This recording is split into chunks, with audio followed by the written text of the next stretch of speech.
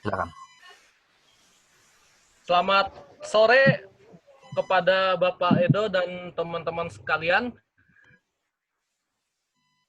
Di kesempatan sore hari ini, di pertemuan Zoom kali ini, saya akan berpresentasi dari mata kuliah Audit dan Tata Kelola TI, Yap, yaitu mengenai masalah pembahasan materi cybercrime, di yap, mana cybercrime itu ada di pertemuan bab 7.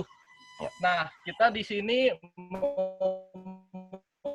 membahas apa sih Oke. cybercrime itu yang kita Ah, sering dengar ah, ah. beberapa waktu ini. Ya, cybercrime ini dijelaskan kepada aktivitas kejahatan komputer adalah menjadi alat Ah, atau sasaran atau tempat terjadinya kejahatan tersebut. ah. Jadi, kalau biasanya kita mengenal di dunia dunia maya itu kita kenal dengan cybercrime, berbeda dengan kejahatan di dunia nyata aslinya gitu. Nah, salah satu contoh dari kejahatan di dunia maya ini kita bisa lihat, yaitu contohnya adalah penipuan lelang secara daring, ada pemalsuan cek, penipuan kartu kredit atau yang dikenal carding, penipuan identitas, pornografi anak, pembulian, dan lain-lain. Itu adalah macam-macam atau jenis-jenis contoh dari kasus cybercrime. Nah, ini kita bahas lagi pengelompokannya, jenis-jenis cybercrime itu. Di sini saya tulis ada 9, Ya, yaitu tentang pencurian data, cyber terorisme, hacking, carding, defacing, cyber squatting, cyber typo squatting, ya. menyebarkan konten ilegal, dan Ah, malware. Nah, ah, kalau pencurian data ini, kalau mau saya dijelaskan, itu lebih seperti pada kasus pencurian data rahasia dari suatu perusahaan misalnya, atau pencurian data pribadi misalnya.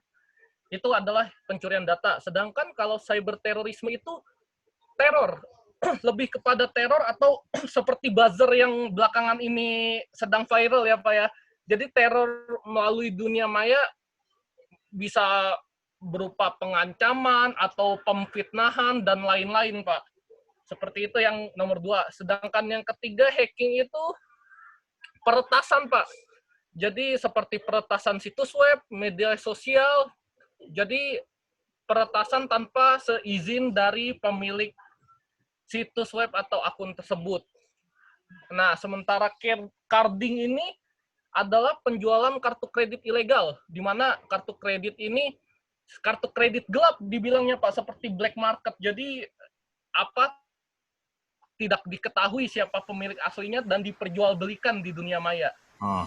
Nah, sementara defacing itu adalah pengubahan tampilan visual situs web. Jadi deface itu apa?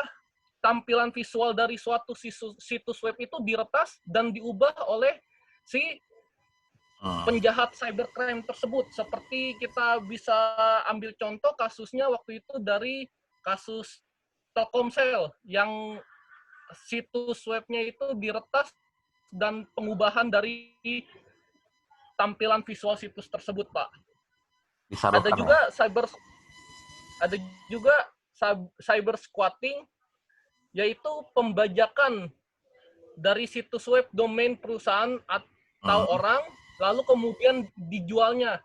hmm. Jadi ketika kita mempunyai situs web atau domain yang lumayan besar, itu dibajak oleh hacker tersebut dan lalu diperjualbelikan, Pak. Itu Ya. cyber squatting. Ah, Nah, kalau cyber typo squatting itu ah. penjualan domain perusahaan yang terkenal atau nama situs yang terkenal, tetapi merupakan typo gitu Pak. Jadi Ya. nama yang hampir sama, tetapi ada perbedaan alias palsu, bukan situs web terkenal yang sesungguhnya Pak. Jadi itu Ya. bikinan domain kita sendiri yang menyerupai Mirip. situs terkenal tersebut.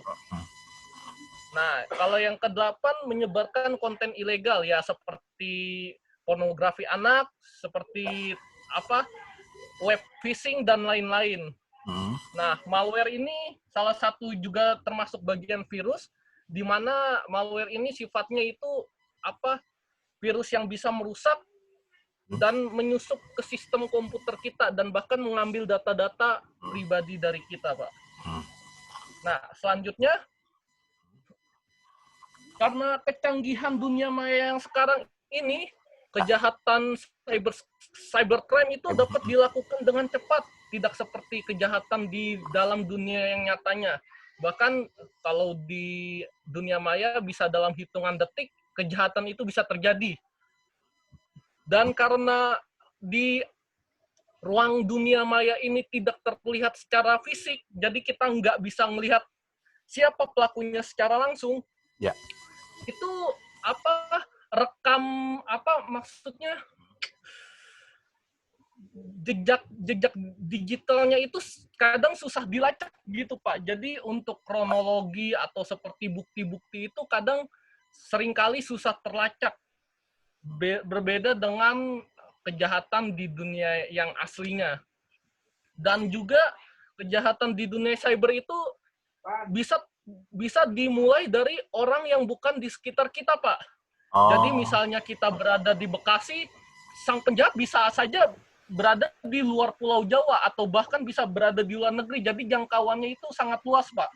Tidak seperti kejahatan secara langsung, ya.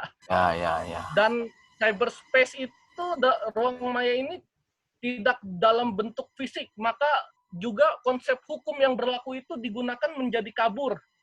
Jadi seperti misalnya konsep batas wilayah negara dalam sistem penegakan hukum. Jadi misalnya sang korban ada di Indonesia, sedangkan sang pelaku ada di Malaysia. Jadi penerapan hukumnya bisa saja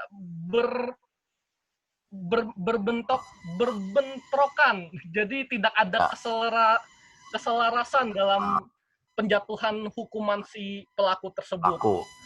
Nah, dan juga yang tadi ini yang terakhir, kejahatan di dunia maya itu merupakan non-fisik. Jadi tidak meninggalkan jejak, Pak, berupa catatan atau dokumen fisik dalam bentuk kertas. Semuanya tersimpan dalam jejak digital atau log files, Pak. Seperti itu, Pak. Udah, Mas. Nah, di sini selanjutnya ya jenis hukum untuk cybercrime. Untuk yang kita tahu, jika kita merupakan salah satu korban dari cybercrime, kita juga harus mengenal kira-kira sang pelaku ini harus kita jerat dengan undang-undang yang mana dan pasal yang berapa. Nah, di sini ada beberapa pembagian, ada 2, yaitu tindak pidana yang berhubungan dengan aktivitas legal. Ini yang pertama, aktivitas ilegal. Nah, terbagi di antaranya yaitu penyebaran konten ilegal terdiri dari kesusilaan, perjudian, penghinaan, atau hoax, berita bohong. Nah, Mas Andri. Iya, Pak. Cukup. Ini aku close dulu, close. Silakan close. Close, silakan. Tutup dulu. Tutup semuanya, tutup. Ya. Coba di display semua,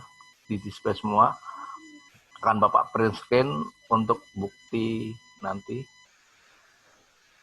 Kayak